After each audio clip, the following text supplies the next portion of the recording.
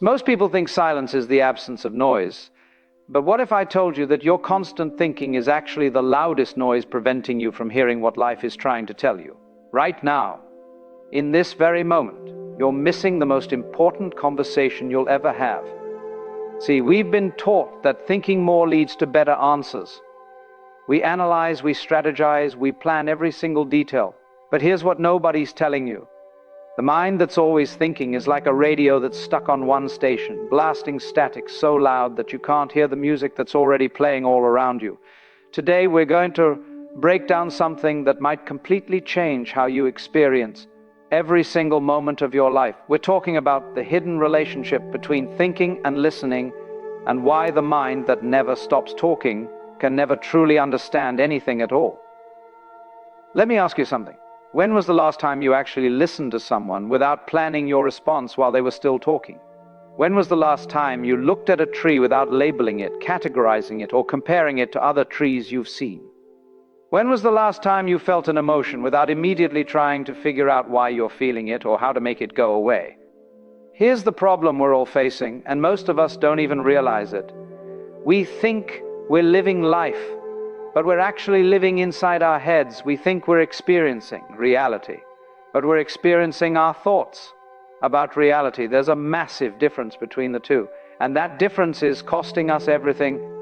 Think about it like this. You're sitting by the ocean. The waves are crashing, the sun is setting, the colors are incredible. But what's actually happening in your mind? You're thinking about the photo you need to take for social media. You're remembering another sunset you saw 5 years ago. You're planning what you'll eat for dinner. You're worried about tomorrow's meeting. The sunset is happening, but you're not actually there for it.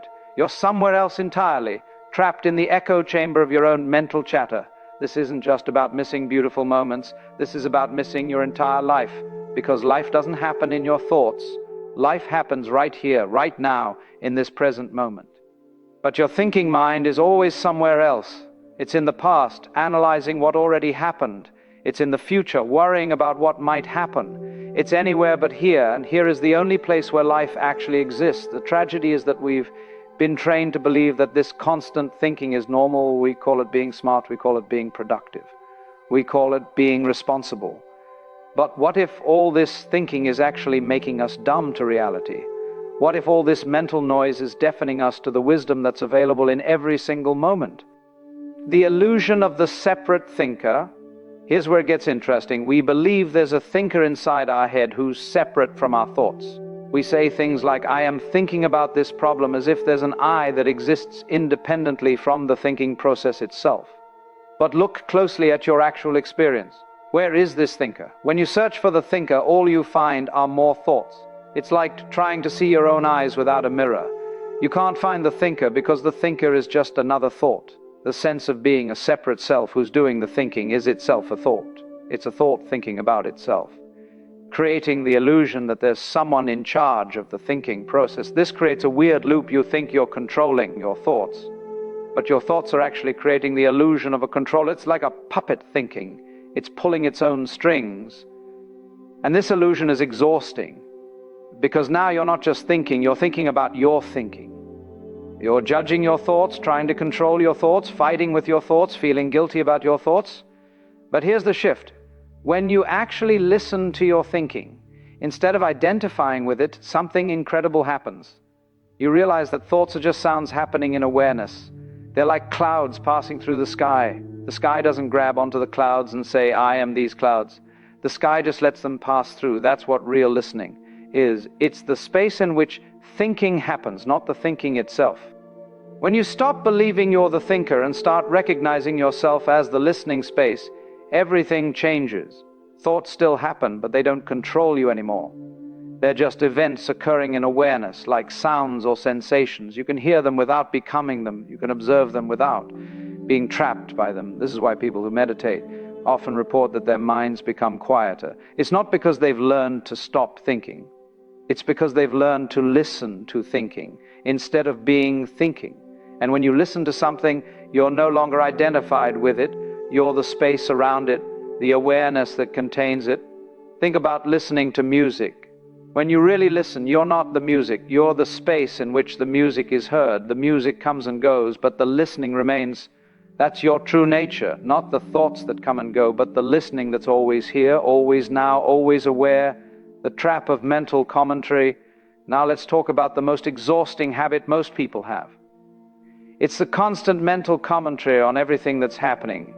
You're not just living life, you're narrating life. There's a voice in your head that won't shut up, constantly describing, judging, comparing, and analyzing every single experience. You eat an apple, and immediately the commentary starts. This apple is pretty good, not as good as the one I had last week. I should buy more apples, but they're expensive. Maybe I should get a different fruit. Am I eating too much sugar? I read something about that. The apple is just an apple, but your mind has turned it into a whole mental drama. This commentary creates a buffer between you and direct experience. You're never actually tasting the apple. You're tasting your thoughts about the apple. You're never actually living your life. You're living your story about your life. And there's a massive difference between the two. The story is always incomplete. It's always biased. It's always filtered through your past experiences, your beliefs, your fears, your desires. The actual experience is complete, whole, and perfect, exactly as it is. But you never get to experience it directly, because the commentary is too loud. Here's what makes this even more complicated. The commentary pretends it's helping you. It says it's protecting you, guiding you, keeping you safe. But look at what it actually does. It creates anxiety about the future. It creates regret about the past. It creates dissatisfaction with the present. The commentary is constantly telling you that this moment isn't enough, that you need something more, that something's wrong and needs to be fixed. But when you actually listen to the commentary instead of believing it, you realize it's just noise. It's not truth. It's not wisdom. It's just the mind doing what minds do, which is create thoughts. Some of those thoughts are useful, most of them aren't, but all of them are just thoughts. And thoughts have no power except the power you give them by believing them. The trap is thinking you need to get rid of the commentary. That's just more commentary. The commentary about getting rid of commentary. What you actually need to do is listen to it without taking it seriously. Hear it the way you'd hear background noise in a coffee shop. It's there, but it's not commanding your attention. It's not defining your reality. When someone really listens to you, how does that feel? It feels like they're present with you, like they're actually here. They're not planning their response. They're not judging what you're saying. They're not comparing your story to their story. They're just here, listening, present. That's the same quality of attention you need to bring to your own experience. Listen to your life instead of narrating it. Be present with what's happening instead of commenting on what's happening. The wisdom that emerges in silence. Here's something wild that happens when you stop drowning in your own thoughts.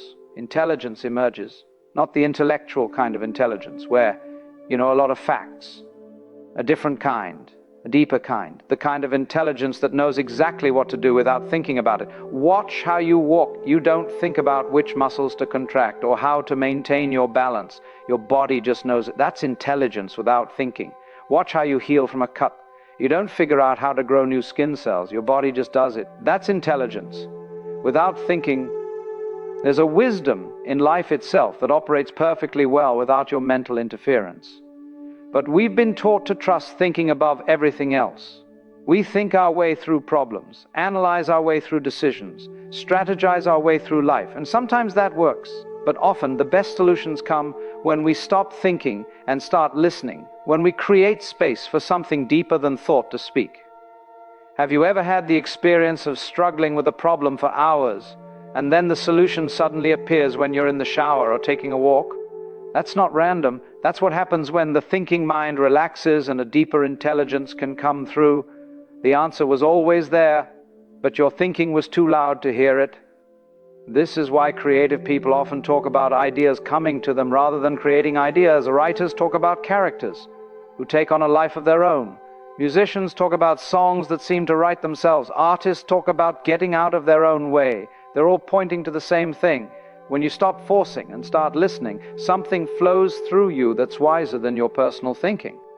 This doesn't mean thinking is bad or useless. Thinking is a tool.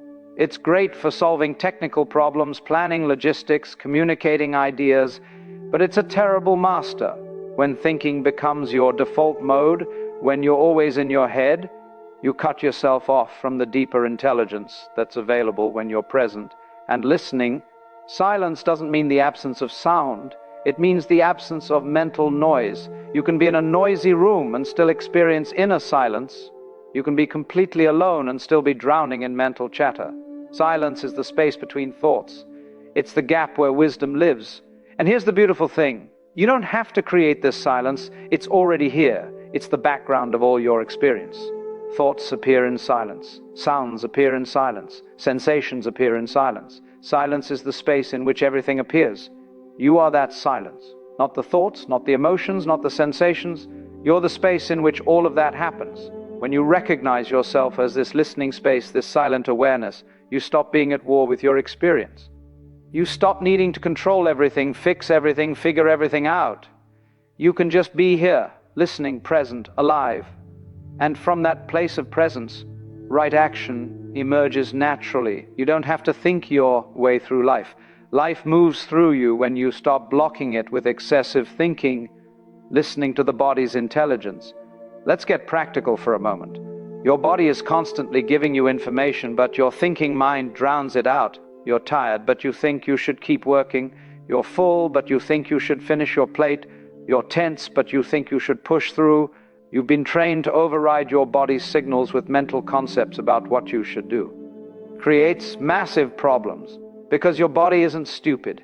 Your body knows when you need rest, when you need movement, when you need food, when you need connection, but you've learned to ignore these signals in favor of what you think should be happening based on your schedule, your goals, your ideas about productivity. The body speaks in sensations, not words. It communicates through tension, through relaxation, through energy levels, through gut feelings. But if you're always in your head, you miss these messages. You're so busy thinking about your body that you're not actually inhabiting your body. You're living a few inches above your actual physical experience, trapped in mental concepts. Try this right now. Stop reading for a moment and feel your feet. Actually feel them, not think about them, but feel the sensations. Feel the contact with the floor or your shoes. Feel the temperature. Feel any tingling or pressure. That's what it means to listen to your body, to actually feel what's here instead of thinking about what's here. Most people are so disconnected from their bodies that they don't notice tension until it becomes pain. They don't notice tiredness until they're completely exhausted. They don't notice stress until they're having panic attacks. The body was giving signals the whole time, but nobody was listening. When you start listening to your body, you develop what some people call somatic intelligence. You can feel when something's off before it becomes a crisis. You can feel when you need to rest before you burn out. You can feel which decisions are right for you based on how your body responds, not just what your mind thinks. Your gut feelings are real. That sensation in your stomach when something doesn't feel right is your body's intelligence speaking. But we've been taught to ignore it, to rationalize it away, to override it with logical thinking. And then we end up in situations where we say, I knew something was off, but I ignored it. You knew because your body told you. You ignored it because your thinking mind talked you out of listening. The body is always in the present moment. It's never in the past or future. Your mind can be worried about tomorrow while your body is relaxed and comfortable right now. Your mind can be regretting yesterday while your body is fine. In this moment, when you listen to your body, you're brought back to now. You're pulled out of mental time travel and dropped into direct experience. This is why practices like yoga, tai chi, and mindful movement are so valuable. They're training you to listen to your body, to be present with sensation, to move from felt experience rather than mental concepts. You're learning to trust the intelligence that's been here all along, quietly waiting for you to stop thinking and start feeling the paradox of effort and letting go. Here's where people get confused. If thinking is the problem, should you try to stop thinking? If mental noise is drowning out wisdom, should you fight to create silence? This is the trap. Because any effort you make to stop thinking is itself more thinking. Any fight against mental noise creates more noise. It's like trying to make water calm by stirring it. The stirring is the problem. But you can't stop the stirring by stirring harder in the opposite direction. You have to stop stirring, you have to let the water. And when you stop interfering, the water naturally settles into stillness. Same with your mind. You can't force it to be quiet. Any force creates more turbulence. What you can do is stop identifying with the thinking. Stop believing you are the thoughts. Stop grabbing onto them, fighting with them, trying to control them. Just listen, just watch, just be aware. This is the paradox. The moment you try to achieve silence, you've lost it. Because trying is thinking, achieving is thinking. But when you simply recognize that you are the space in which thinking happens, that you are the listening itself, then you're already free, not free from thoughts, but free from being controlled by thoughts. People often ask, how do I stop my mind from wandering? But that's the wrong question. The mind wanders, that's what minds do. The right question is, how do I recognize that I am not the wandering mind? How do I recognize that I am the awareness that notices the wandering? It's a subtle shift, but it changes everything. Instead of trying to control your experience, you're simply aware of your experience. Instead of fighting with thoughts, you're watching them. And in that watching, in that listening, you're no longer trapped by them. This doesn't mean you become passive or stop taking action. It means your actions come from a different place. Instead of acting from mental compulsion, you're acting from present awareness. Instead of reacting to thoughts, you're responding to reality. There's a huge difference. When you're identified with thinking, you're constantly in reaction mode. Something happens, your mind creates a story about it, and you react to the story. But when you're resting as listening awareness, you see what's actually happening without the story. And from that clarity, appropriate action emerges naturally. Think about a skilled musician. When they're playing at their best, they're not thinking about each note. They're not following a mental process. They're completely absorbed in the music, present with the sound, listening and responding in the moment. That's the state we're talking about. Not mindless, but beyond mind. Not thoughtless, but not trapped in thought either. The ultimate paradox is this. You can't try to get there because trying is the obstacle. But you also can't just sit around waiting for it to happen. What you can do is notice when you're lost in thought. Notice when you're identified with mental noise. Notice when you're not listening. And in that noticing, in that awareness, you're already listening. You're already free. So here's the moment where it all comes together. Right now, as you're taking in these words, you have a choice, not a mental choice where you think about it and decide. A deeper choice. You can either stay in the realm of thinking about this, analyzing it, agreeing or disagreeing with it, filing it away as interesting information, or you can actually listen. What does listening mean right now? It means becoming aware of the awareness that's reading these words. It means noticing the space in which thoughts are appearing. It means feeling the sensation of being alive in this moment without needing to label it or understand it or do anything with it. Can you feel that shift? It's not dramatic, it's not mystical, it's actually very ordinary. It's the simple recognition that you are not your thoughts. You are what's aware of your thoughts. You are the listening, not the noise. And when you rest as this listening, as this awareness, life becomes completely different, not because circumstances change, but because your relationship to circumstances changes. You're no longer at the mercy of every thought that passes through. You're no longer believing every story your mind tells. You're simply here, present, aware, alive. This is available right now, not after you've practiced enough, not after you've read enough books or taken enough courses. Right now, because you've always been this listening awareness. You just forgot. You got so caught up in the content of thoughts that you forgot you are the space in which thoughts appear. Look, we've covered a lot of ground here, but it all points to something very simple. You are not your thoughts. You are the awareness in which thoughts appear. And that changes everything. When you recognize this, when you actually listen instead of just thinking, you step out of the mental prison you didn't even know you were in. The thinking mind is a tool, not your identity. Use it when you need it, but don't let it use you. Don't let it run on autopilot, creating problems that don't exist, worrying about futures that haven't happened, regretting pasts that are already gone. Come back to this moment. Come back to listening. Come back to the simple awareness of being alive right here, right now. Your life is not in your thoughts. Your life is here in this present moment, in direct experience. But you'll never know that if you're always lost in mental noise. You'll never taste food fully if you're thinking about it instead of tasting it. You'll never connect with another person fully if you're planning your response while they're talking. You'll never experience peace if you're constantly churning through mental scenarios. The invitation is simple. Stop. Listen. Be here, not as a practice you do occasionally, but as a recognition of what you already are. You are the listening space. You are the awareness. You are the silence in which everything appears. That's not philosophy. That's your direct experience. When you actually look, everything you've been searching for, all the peace and clarity and wisdom you want, it's already here. It's just been covered up by excessive thinking. Remove the cover. Stop the mental noise. Listen and discover what's been here all along. If this shifted something for you, hit that subscribe button so you don't miss what's coming next.